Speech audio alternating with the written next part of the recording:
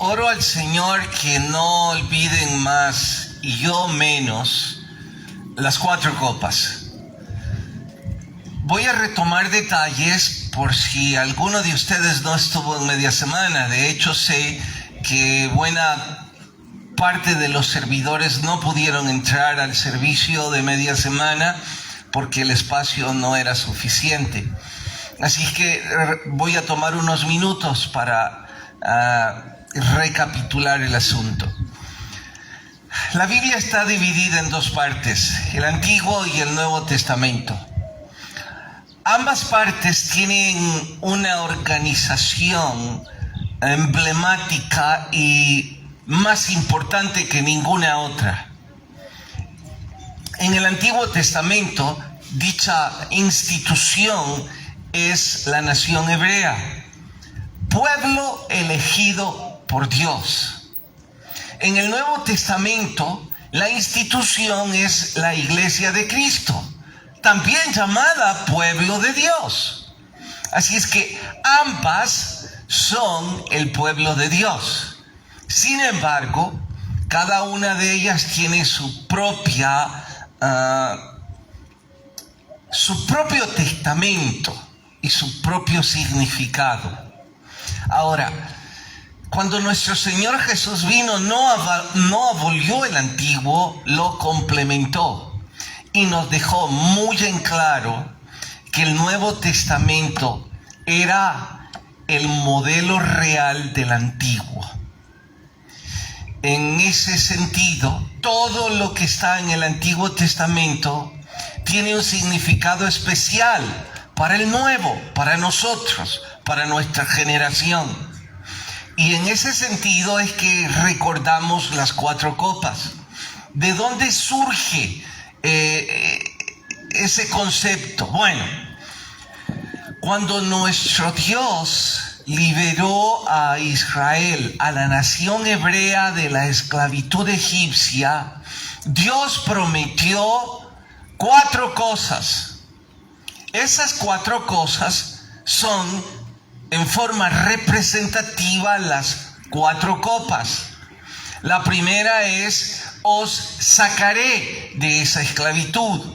La segunda: os libertaré de forma milagrosa. La tercera: os redimiré, os compraré como pueblo. Esas 3 copas las recreamos martes y miércoles.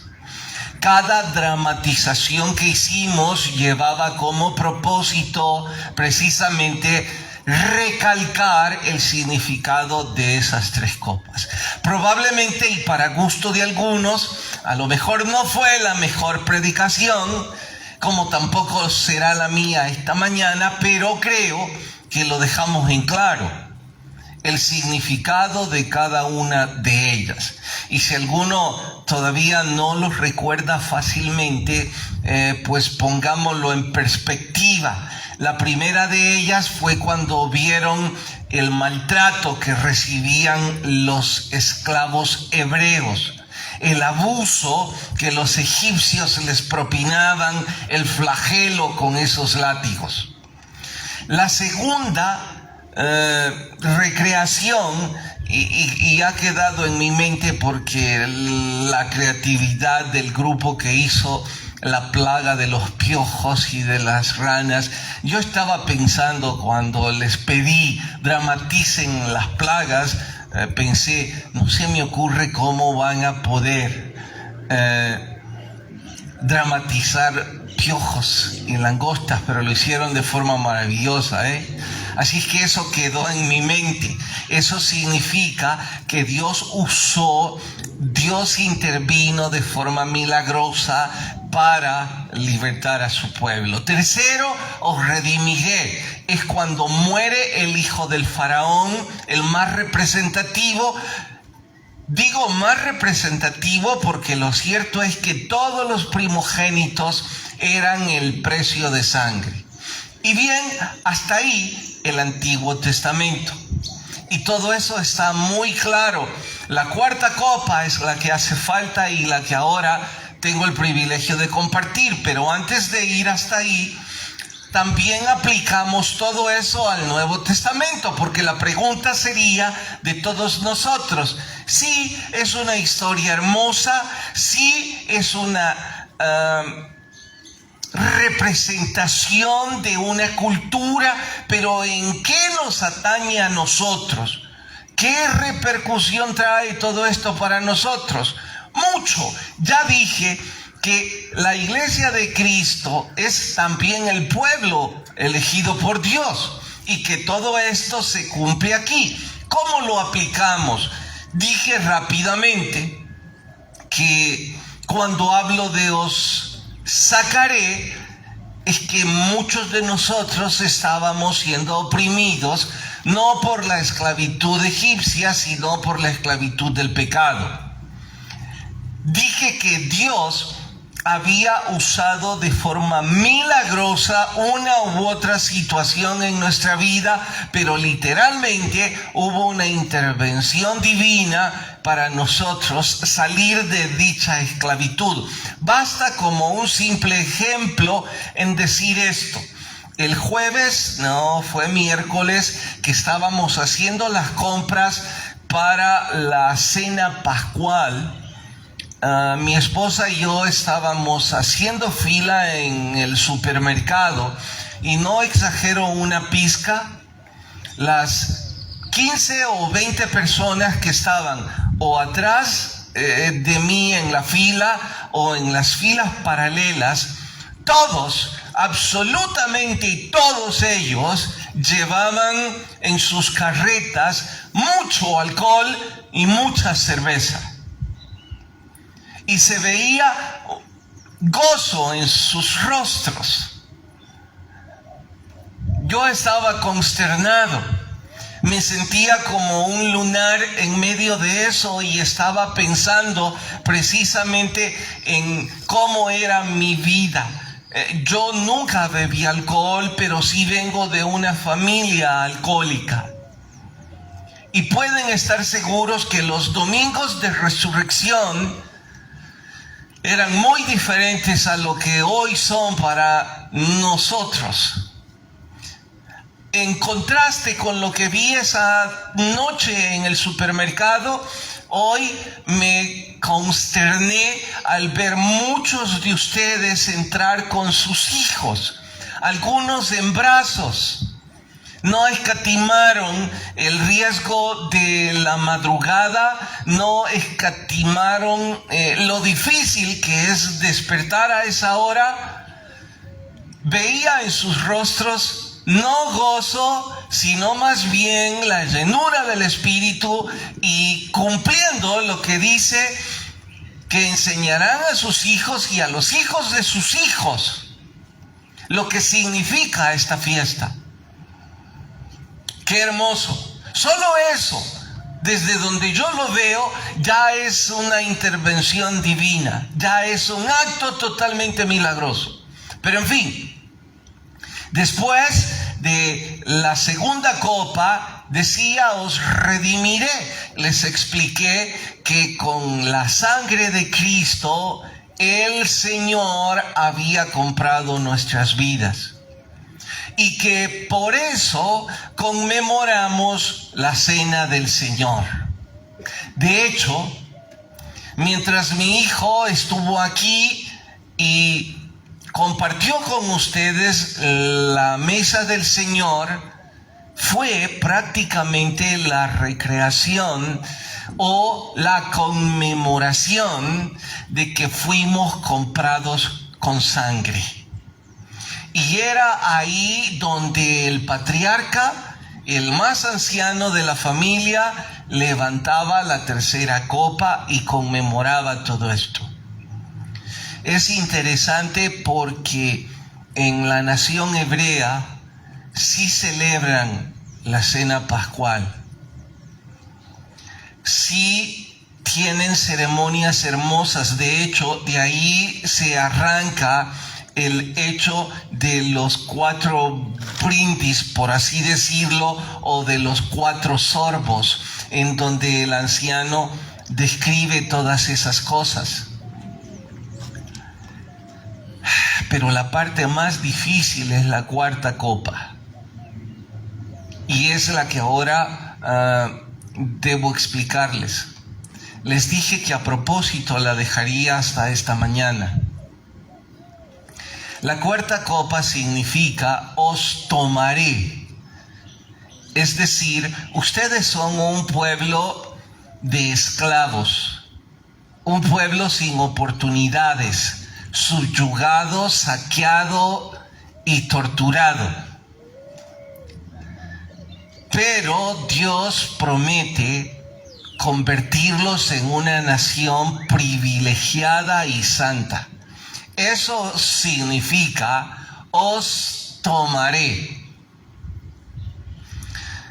Lo que se vuelve interesante para mí, y me gustaría estar en alguna vez, bueno, no quiero estar porque siempre que sea la Semana Santa quiero estar con ustedes. Pero me llama la atención preguntarle a un patriarca judío qué dicen a sus hijos y a los hijos de sus hijos cuando se refieren a os tomaré, que son una nación privilegiada. Bueno, creo que les dificulta porque son más bien una nación sacrificada, No sé cuántas veces han sido saqueados, sitiados, torturados y casi al punto de la aniquilación total. De hecho, días atrás ellos celebraron la fiesta del Purim, que está relacionada con la intención de Amán en el libro de Esther en exterminar por completo a los judíos. No lo consiguió. Una vez, de forma milagrosa, Dios intervino. Pero en fin, imagino que algunos hijos y algunos nietos judíos van a confrontar al patriarca, al abuelo, y van a preguntarle: abuelo, papá, ¿de qué estás hablando? ¿Nosotros una nación privilegiada? ¿No somos más bien una nación amenazada, perseguida? ¿Qué significa os tomaré? No sé qué contestan ellos. Imagino que ese es el momento en donde ellos describen su esperanza. Es decir, ese es el momento en donde ellos dicen que pronto volverá el rey, el Mesías príncipe, que pronto volverán a tener un templo y pronto volverán a celebrar la Pascua como debe ser. Y después de tantos años, me imagino que algunas generaciones de judíos, quizá y solo quizá, deben mostrarse escépticos. ¿Cuándo volverá el rey?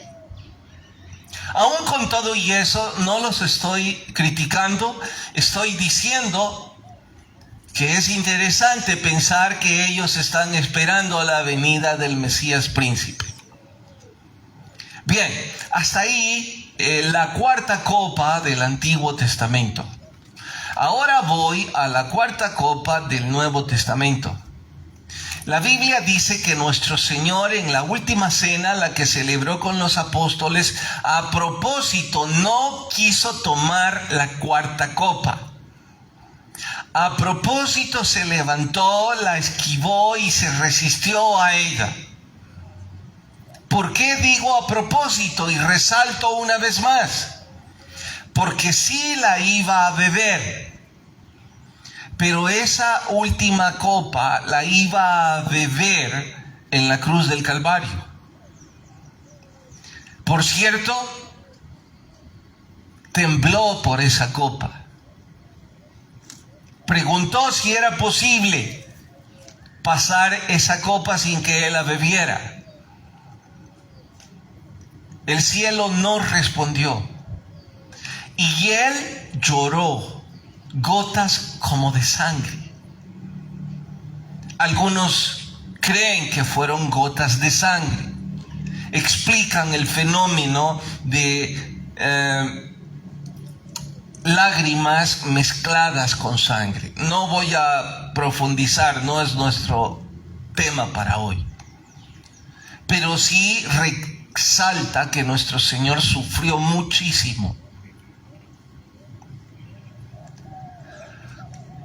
El famoso poeta escribe que cuando nuestro Señor Jesucristo estuvo en la cruz, los ángeles y los arcángeles se veían unos a otros enfurecidos y que tenían sus manos en sus espadas. Sus espadas estaban empuñadas y que comían ansias esperando la orden de su general para no permitir que tocaran al unigénito Hijo de Dios. Pero nunca llegó esa orden. Ellos tuvieron que desempuñar sus armas. Y nuestro Señor allí en la cruz, al final de su sufrimiento, dijo, y esclarece el Evangelio de Juan, para que se cumpliera la Escritura, para que se cumpliera la cuarta copa, dijo, tengo sed. Él dijo, voy a beber frente a todos la cuarta copa. Pusieron un poco de vinagre en una esponja. Después de ese evento, ocupó las palabras que se ocupan para el sorbo de la cuarta copa. Consumado es. He cumplido. Todo esto ha terminado. He pagado el precio de los que están bajo esa cruz y les he tomado como mi pueblo. En este punto, nosotros como Iglesia de Cristo estamos exactamente igual que la nación hebrea, hasta este punto. ¿De qué hablo? Bueno, es una historia hermosa, nos conmueve a todos, pero no hace ningún cambio ni trasciende en ninguna forma. Y eso es totalmente cierto. Si la historia terminara con las cuatro copas, esto no trasciende. Y nosotros seríamos un montón de personas patéticas, dignas de conmiseración, porque no tendría sentido que estemos aquí de madrugada. Es que no es el cristianismo la única religión en el mundo que ha visto morir a sus dirigentes. Diría yo que una gran cantidad de ellas, si no en todas, hay algún mártir. Así es que eso no nos diferenciaría y nos volvería personas a quienes el mundo con justa razón nos juzgaría de ser ignorantes. ¿Saben? Esas 20 familias que estaban en el supermercado tendrían toda la razón de decirme a mí, usted es digno de lástima. Tendría razón todo el mundo de buscar sentido en esta vida en, como Pablo lo dijo, comamos y bebamos porque mañana moriremos. Si la historia llega hasta aquí, pero no llega hasta aquí. Cuando nuestro Señor Jesucristo apeló a consumado es, estaba más bien abriendo la puerta para lo que Pablo dice en la primera carta a los Corintios, capítulo 15, verso 12 y 13. No lo busquen, sé que se les dificulta. Espero si hayan traído Biblia, claro está. Dice Pablo: pero si se predica de Cristo, que resucitó de los muertos, como dicen algunos de vosotros, que no hay resurrección de muertos, porque si no hay resurrección de muertos, pues tampoco Cristo resucitó. Y si Cristo no resucitó, es entonces nuestra predicación vana. Y vana es también nuestra fe. Y somos hallados falsos testigos, porque hemos testificado de que Él resucitó, al cual no resucitó. Si en verdad los muertos no resucitan. Y si Cristo no resucitó, vuestra fe es vana. Aún estáis en vuestros pecados. Bueno, paro unos minutos aquí y resalto en decir, Pablo dijo exactamente lo mismo que yo he dicho hace unos minutos, y que esas 20 familias insisten en comer y beber porque mañana morirán. No hay para ellos resurrección alguna, entonces la vida carece de trascendencia, carece de propósito, y lo único que deberíamos hacer es desenfrenarnos y vivir como nosotros querramos. Bueno, ese es el punto que va a marcar diferencia. ¿Cuál? Lo que ahora sigo leyendo.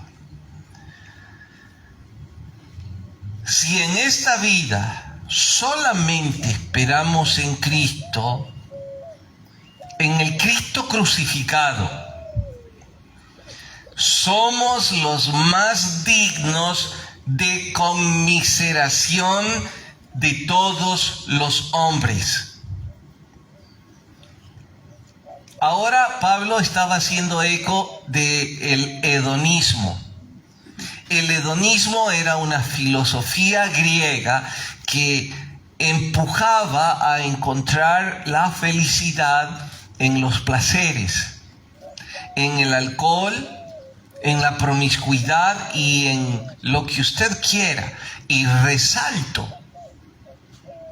todos los que buscan felicidad porque no creen en nada, razón tienen. ¿Por qué digo razón tienen? Si no existe Dios, pues tampoco hay justicia. Si no hay justicia, tampoco hay ética. Y si no hay ética, comamos y bebamos porque mañana moriremos. ¿Qué están haciendo aquí?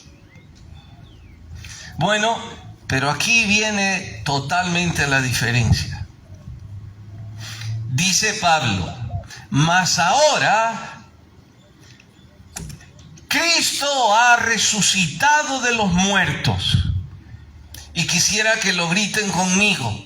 Mas ahora Cristo ha resucitado de los muertos. Primicias de los que durmieron es hecho. Porque por cuanto la muerte entró por un hombre, también por un hombre la resurrección de los muertos. Así como en Adán todos mueren, también en Cristo todos seremos vivificados. Por favor, pueden repetir después de mí esta frase y con mucho gozo. Mas ahora Cristo ha resucitado. Mas ahora Cristo ha resucitado.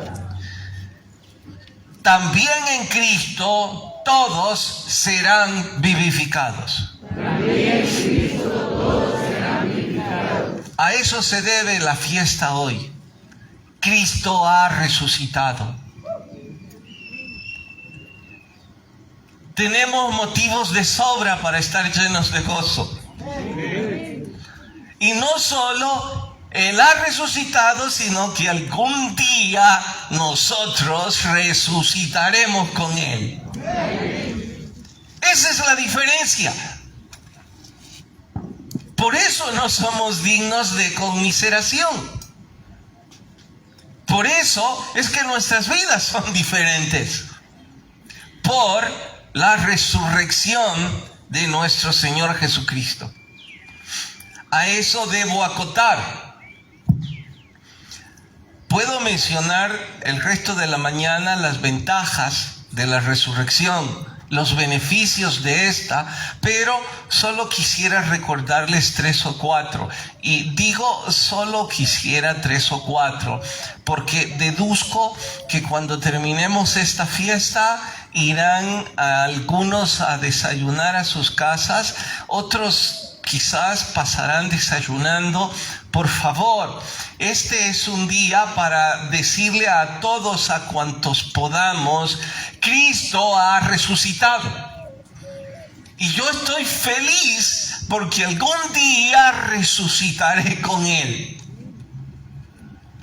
Si tiene que firmar el tiquete de el comprobante de la tarjeta de crédito, después de firmar, escriba: Él ha resucitado. Si va a poner combustible, dígale a la persona que le va a atender: Él ha resucitado. Escriba allí en sus contactos: Él ha resucitado. Y algún día nosotros resucitaremos con Él. Entre esos beneficios de la resurrección de nuestro Señor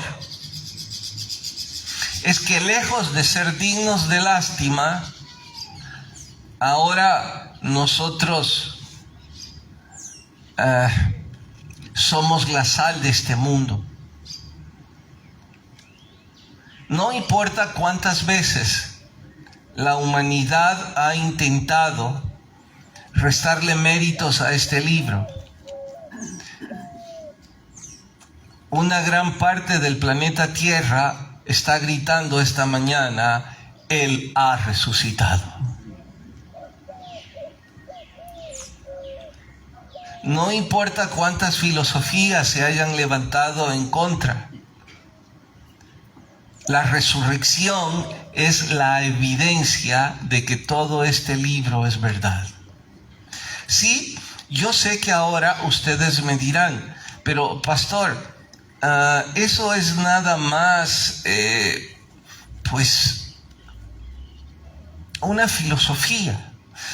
Sí, voy a mencionar 3 cosas. Primero, el argumento filosófico. Bien, por favor, imaginen que Dios no existe. No, ni lo imaginen, solo piénsenlo como argumento. Ok, si Dios no existe, ¿existiría la moral? ¿Existiría el respeto? ¿Existiría la justicia?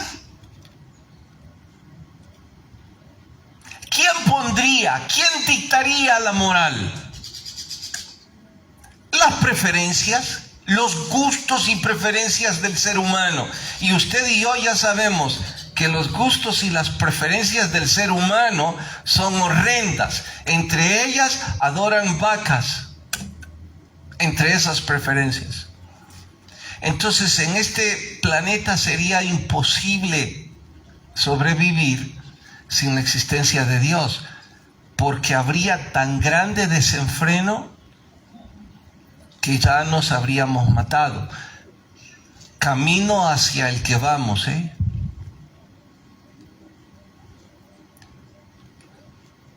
Por otro lado,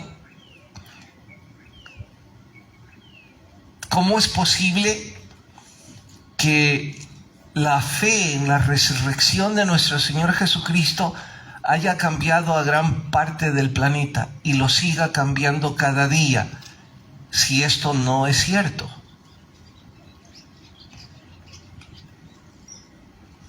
De allí que, lejos de ser dignos de lástima, da motivo a la segunda o al segundo beneficio de la resurrección. La resurrección es la que nos da esperanza y propósito.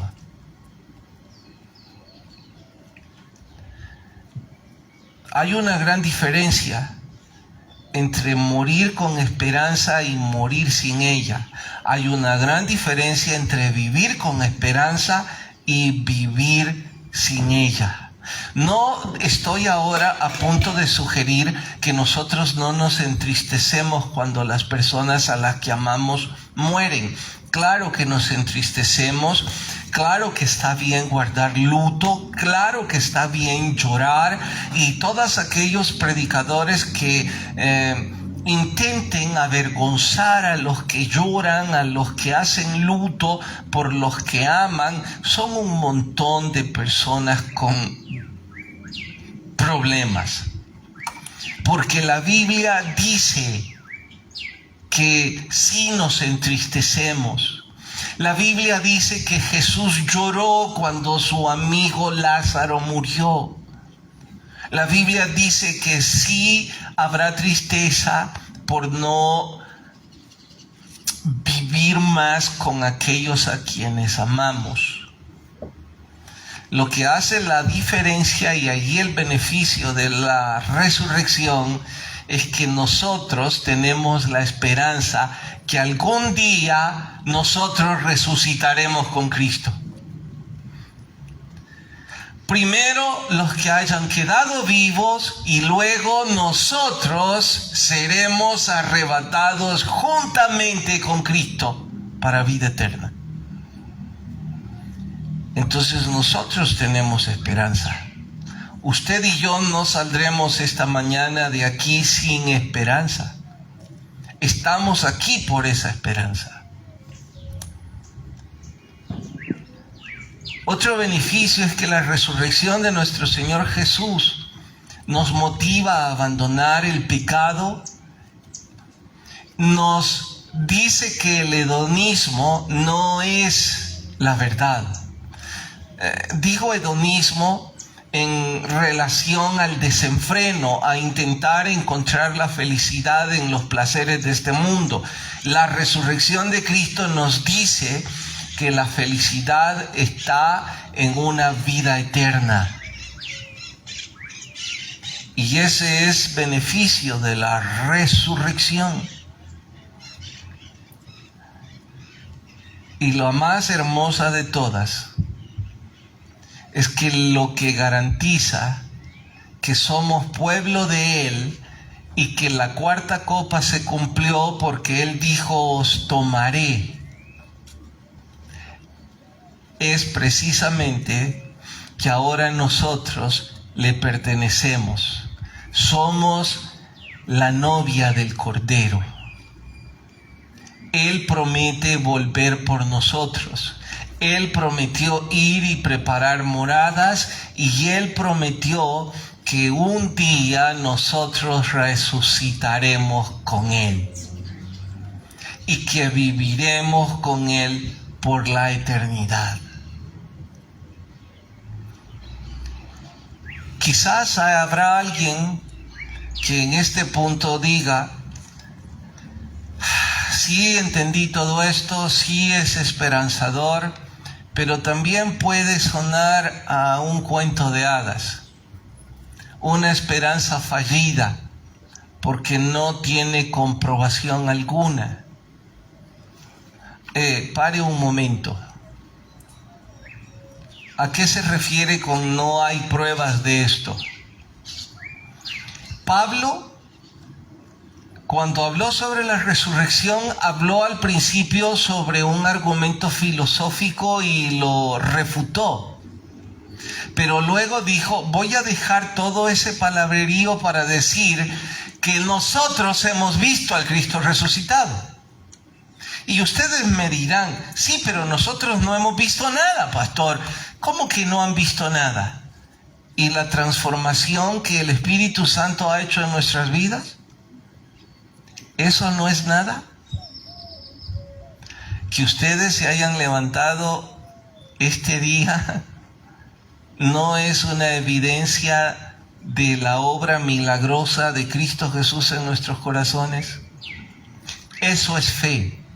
Ahora ustedes y yo tenemos la fe en el Cristo resucitado. Ahora ustedes y yo nos levantamos y gozosos para adorar a nuestro bendito Salvador. Ahora ustedes y yo vamos a luchar contra el pecado porque tenemos la esperanza en la resurrección de Cristo. Ahora ustedes y yo tenemos fortaleza porque Cristo ha resucitado. Y algún día nosotros resucitaremos con Él. Por favor, ¿quieren decirlo después de mí? Cristo ha resucitado. Cristo ha resucitado.